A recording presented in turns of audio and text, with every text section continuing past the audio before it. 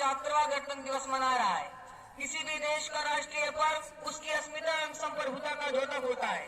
हमारा गणतंत्र दिवस भी हमारी राष्ट्र की अस्मिता एवं संप्रभुता का प्रतीक है। सैकड़ों वर्षों के संघर्ष के बाद देश के असंख्य निर्णारियों ने स्वतंत्रता संग्राम में अपने प्राणों की आहुति देकर देश को पराधीनता से मुक्त कराया। वर्तमान प्रजातंत्र उन्हीं के बलिदानों का परिणाम है। किंतु केवल राजनीतिक स्वतंत्रता से हमारा उद्देश्य पूरा नहीं हो जाता, अर्थात समस्त देशवासियों को उनकी योग्यता अनुसार कर, उनकी आवश्यकता अनुसार सुख सुविधाएं, विकास के समान अवसर, सम्मानजनक सामाजिक स्तर तथा सुरक्षा एवं न्याय प्राप्त होने चाहिए। क्योंकि स्वतंत्रता को स्थायी बनाए रखने तथा देश को विकास की पथ पर अग्रसर करने एवं सब प्रकार के कल्याण का मूल आधार है। प्यारे भाइयों, हमारा संविधान देश की परिस्थितियों का दर्पण है, जिसमें उसकी शासन व्यवस्था का रूप झलकता है।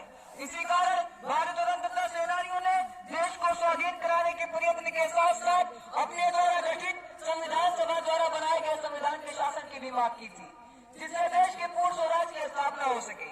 यह स्वप्न उस समय साकार था जब मार्च 1947 ईस्वी में कैबिनेट मिशन भारत आया था।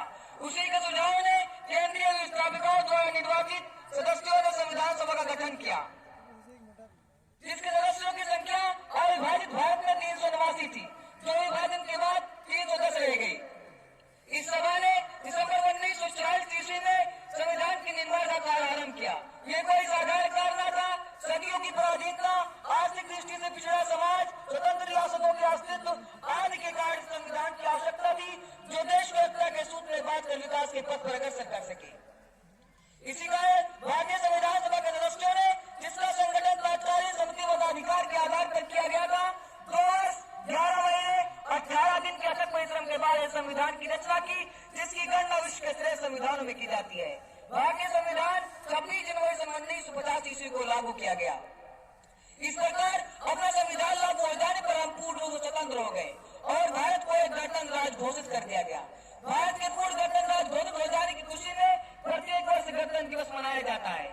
साथियों, यह दिवस भारतीयों का बलिदान, कठोर संघर्ष के बाद आजादी की स्मृति दिलाता है। हमें इस संविधान की चर्चा करने के लिए सदैव मन ध्यान से तैयार रहना चाहिए। जय हिंद, जय भारत।